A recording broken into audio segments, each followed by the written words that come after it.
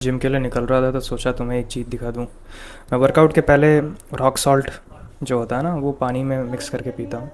इसके एडवांटेजेस तो बहुत सारे हैं। इसके बेनिफिट्स जो हैं, क्लेम्ड बेनिफिट बहुत सारे हैं। जैसे आपको क्रैम्प नहीं आएगा, फिर आपके डाइजेशन में हेल्प करता है, और भी बहुत सारी चीज़ें हैं। और इंक्रीज स्टेमिना, अच्छा पंप मिलेगा, और इंड्योरेंस तो बढ़ ही जाती है। तो मैं क्या करता हूँ कि अभी इस पानी में मैं क्या करूँगा कि हल्का सा पिंक सॉल्ट ऐड करूँगा। रुको, देखो अभी देखना। अब एक हाथ से, स्टैंड मेरे हाथ में है नहीं, एक हाथ से कैसे कैसे करके दिखाता हूँ। ज़्यादा नहीं यूज़ करता मैं, बस थोड़ा सा ही यूज़ करता हूँ, बस दैट्स इट। जितने भी मेरे इलेक्ट्रोलाइट्स वर्कआउट के टाइम पे निकलते हैं, ये उन्हें वापस रिस्टोर कर देता है।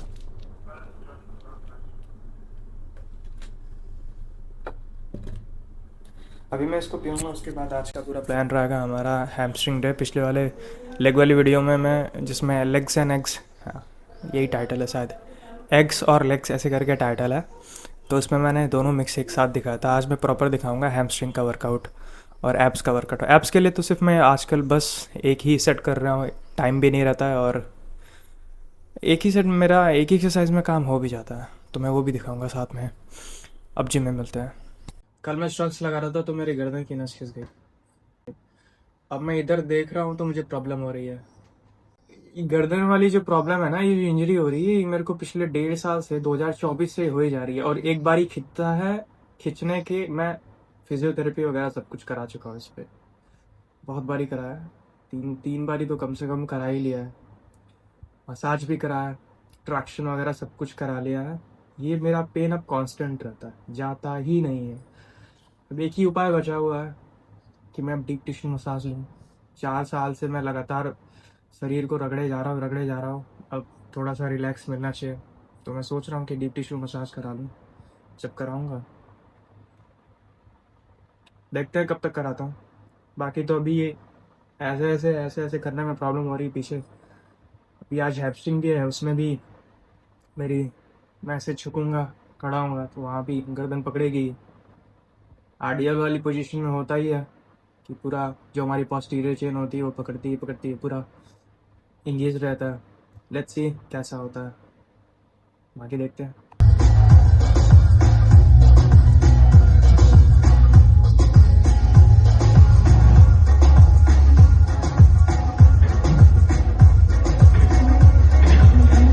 पिछले वाले सेट में देखा होगा कि मैं बार बार ऐसे कर रहा था, जैसे जब मेरा पैर ऊपर जा रहा था तो मैं ऐसे ऐसे कर रहा था इस तरीके से। जो ये होता है ना, तो ये कमर पकड़ता है। सीटेड हैमस्ट्रिंग कर्ल में ये होता है। तो कोशिश करा करो कि बेल्ट बांध लो। मैं बेल्ट बांधता हूँ, पर मैं इस वाले सेट में भूल गया था, तो आगे के आने वाले नेक्स्ट सेट्स में मैं बेल्ट बांधूंगा। उससे होता ये है कि कमर नहीं पकड़ता। ये छोटी छोटी चीज़ें हैं जो कि बहुत हेल्प करेंगी आपके वर्कआउट में। दिखने में तो बहुत छोटी छोटी हैं, लेकिन इनके इफेक्ट्स अच्छे हैं, बड़े बड़े इफेक्ट्स हैं इनके। कमर बचा करके रखेगी, तो आने वाली एक्सरसाइज में आपकी कमर फटीग नहीं होगी। अगर आपकी भी जिम में एडडक्टर एडक्शन वाली मशीन नहीं है, तो इस तरीके से एबडक्टर एडक्शन लगा सकते हो। देखो मैं क्या करता हूँ कि बीच में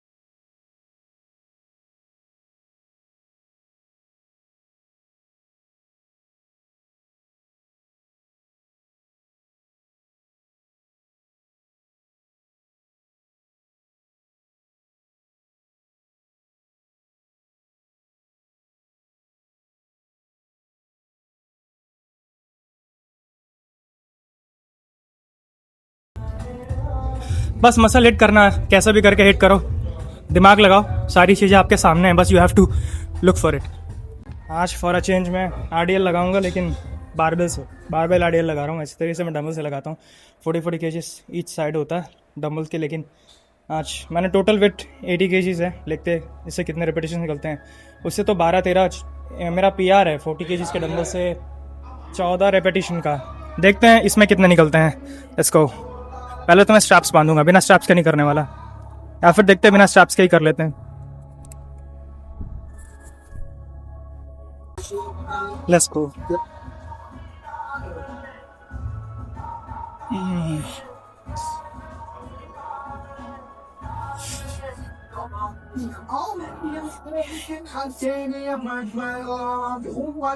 Not bad.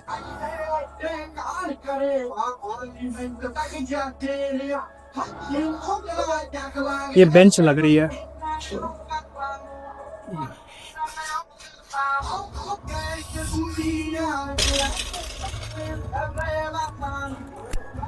ठीक है, मैं अभी 2 रेपिटेशन और निकाल सकता था, और थोड़ा नया मूवमेंट है मेरे लिए बारबेल से। मूवमेंट सेम है पर बारबेल से नया है कुछ, तो थोड़ा दिमाग में बैठाने में, थोड़ा इसकी आदत लगने में टाइम लगेगा। ये बेंच लग गई, वरना 2 रेपिटेशन और निकलते हैं। बेल्ट के साथ ये इतनी अच्छी आ रही है ना ये एक्सरसाइज, इतना मुझे हिट हो रहा है।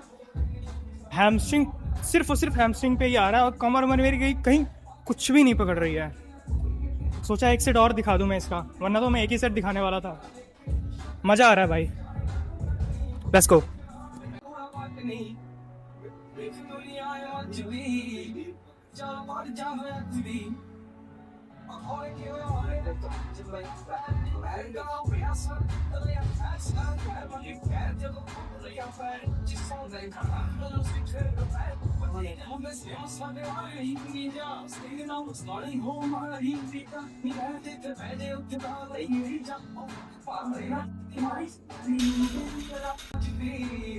काफ के लिए टोटल मैं 4 सेट्स करूंगा, जिसमें 2 सेट्स काफ प्रेस के होंगे और स्टैंडिंग काफ रेजेस वेटेड।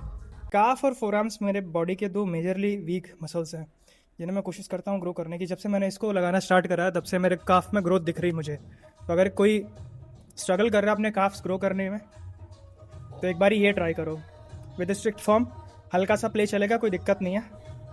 बाकी जैसे जैसे मैं कर रहा हूँ वैसे वैसे कॉपी करना, फॉर्म पकड़ लो।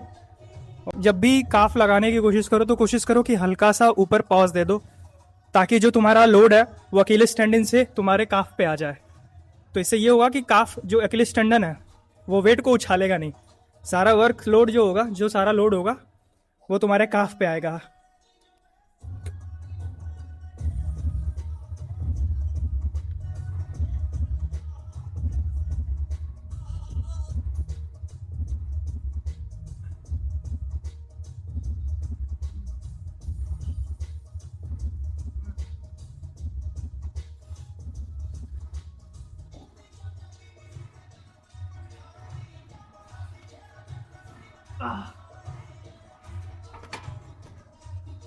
Seventeen not bad, 17 repetitions not bad. Next set में शायद मेरे थोड़े से और 1-2 रेपिटेशन और निकल जाए, या कम ही निकल सकते हैं, देखते हैं क्या होता है। Exercise would be hip thrust, total weight 110 KGs. पता नहीं स्मिथ मशीन का वेट 20 किलो है या 10 किलो है, बस साइड में वेट तो 45 90 केजीज है ही, 90 किलो है ही। लेट्स सी, जो भी हो, as long as I am hitting my glutes, बस दैट्स इट। चलो लगाते हैं इस वेट को, कम ऑन।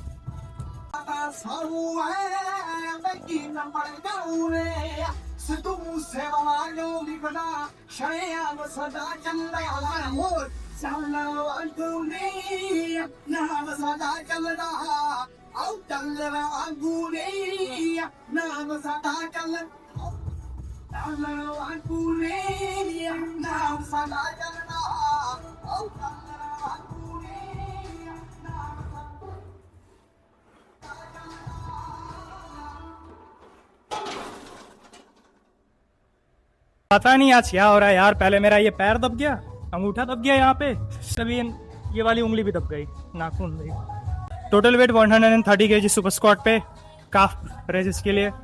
दो मैं चाहता तो 4 सेट काफ प्रेसेस कर सकता था, पर मुझे मज़ा आता है, तो इसीलिए लेट्स गो। एक्सरसाइज कोई भी कर।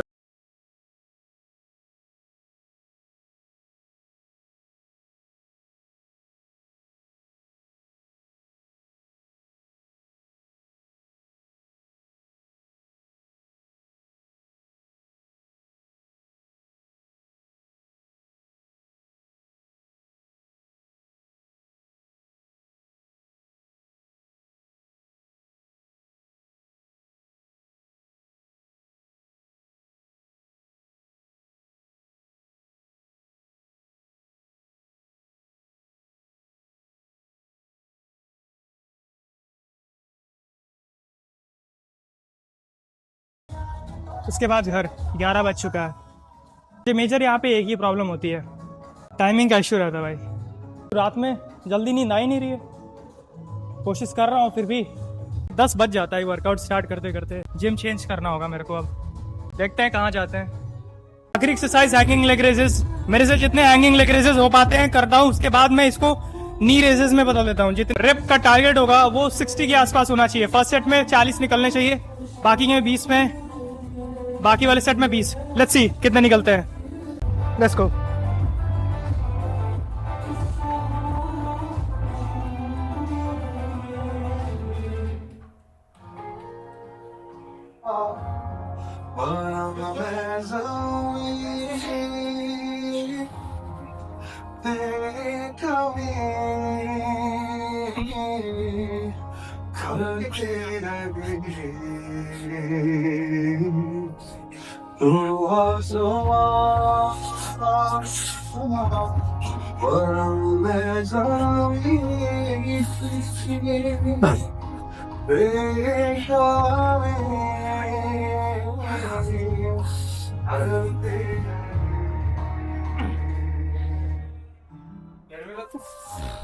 पच्चीस, एक सेट ऑफ। इट्स ऑफिशियल भाई, जुकाम हो रहा है मुझे। अभी तो मैं अनार खा रहा हूँ। अगर मुझे ना दिखाना होता तो मैं चम्मच भी ना लगाता, हाथ से ही खाता। हाथ से ही खाना पसंद है मुझे। एनीवेज, अब देखो कितने दिन झेलाता है मुझे। 4 दिन तो कम से कम लेगा ही लेगा। गला तो पकड़ पकड़ चुका है। एक जिम गोअर को इंजरी हो जाए, प्रॉपर फंक्शन करेगा हर जगह, लाइफ के हर एक एरिया में प्रॉपर फंक्शन करेगा। ज़ुकाम नहीं होना चाहिए। ज़ुकाम एक श्राप है जिम गोअर के लिए। जो मौत जैसी हालत आ जाती है, जो गंदी आती है ना। अब ना मेरे से सांस लिया जाएगा, ना बोला जाएगा। आंखें दर्द होंगी मेरी, सर दर्द होगा, पूरा शरीर पेन करेगा। ट्रेन नहीं कर पाऊँगा, डाइट का कुछ बना नहीं पाऊँगा, ना खा पाऊँगा।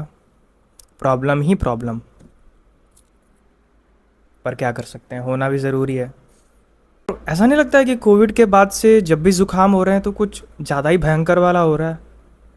पहले क्या होता था कि 2 दिन में 3 दिन में ख़त्म, और अभी कम से कम हफ्ता भर, उसके पहले ना सही होने वाला। कमेंट में बताओ ये मेरे साथ ही हो रहा है या तुम्हारे साथ भी होता है। तब तक आगे बस अभी कार्डियो करने जाऊँगा। बाकी ये रखे हुए हैं, इनको देख करके मुंह में पानी आ रहा, तो पहले मैं इन्हें खाता हूँ, फिर कार्डियो करने जाऊँगा। देखते हैं, अगर कहीं बाहर जाते हैं तो देखते हैं। बहुत मुश्किल है, मैं घर से बाहर निकलता नहीं हूँ भाई। मेरे को लग रहा है कि मेरी लाइफ का जो डेली, पता है मैं लाइफ में पूरा, अभी आजकल क्या हो रहा है, मेरा डेली का डिस्टेंस जानते हो कितना कवर होता है? 10 किलोमीटर के अंदर ही अंदर अंदर ही अंदर ख़त्म हो जाता है। वेल एनीवेज, रैंटिंग आज बहुत ज़्यादा हो गई है सुबह से लेकर के अभी तक। जिम में एक तो बेवकूफ़ लोग, सॉरी, लोगों ने, लोग जो वेट उठाएंगे, जो बेंचेस उठाएंगे वो वहीं छोड़ देंगे, जिनकी वजह से बाकी दूसरे लोगों को प्रॉब्लम होती है। भाई ऐसा मत करा करो यार। आज मेरा अंगूठा दब गया, ये उंगली दब गई, ये वाली है, ये वाली, इन दोनों में से कोई एक दबी थी। ये तो कम हल्का ही था, कोई दिक्कत नहीं। अंगूठा दब गया, अब वो काला पड़ रहा है, उस पर जमेगा खून। बहुत हो गया रेंटिंग, अब मैं इसको खाता हूँ, फिर बाद में मिलूँगा।